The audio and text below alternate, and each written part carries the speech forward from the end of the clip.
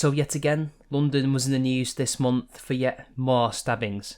This time, it was the stabbing of a pregnant woman, Kelly Mary Favrell, killing her, and as a result of the injury sustained, the baby, a boy, would die only a few days later. You would have assumed that at this point, Sadiq Khan had reached his nadir, that this was the turning point, the fork in the road.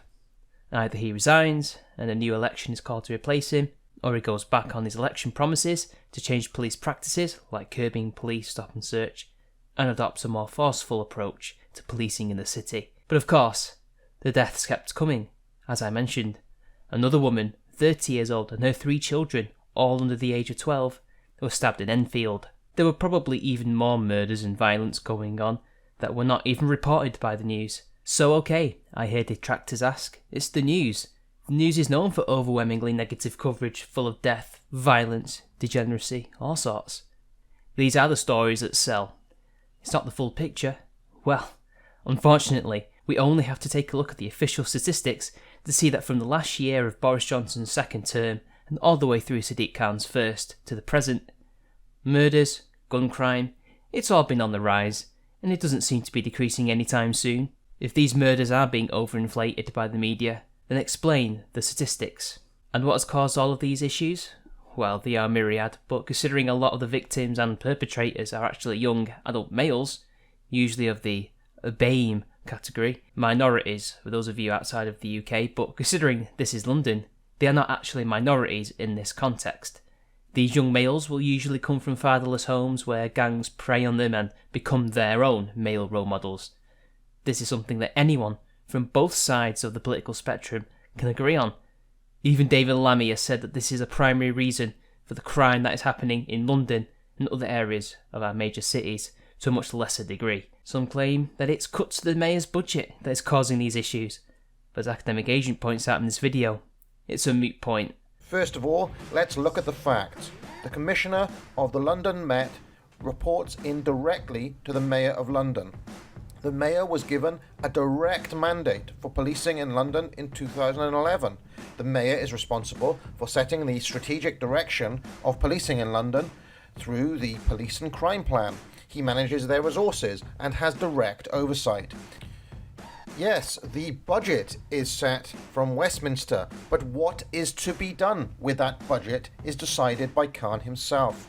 For example, he set up a hate crime hub dedicated to looking for offensive language on the internet at a total cost of £1.73 million. When Boris Johnson was the Mayor of London, he strongly implemented a stop and search policy. This was opposed by leftists at the time and their media agencies such as The Guardian, even though it led directly to a fall in knife crime, as you can see them admit in this article, which complained that one person was being stopped every 3 minutes. But in hindsight, the results are obvious.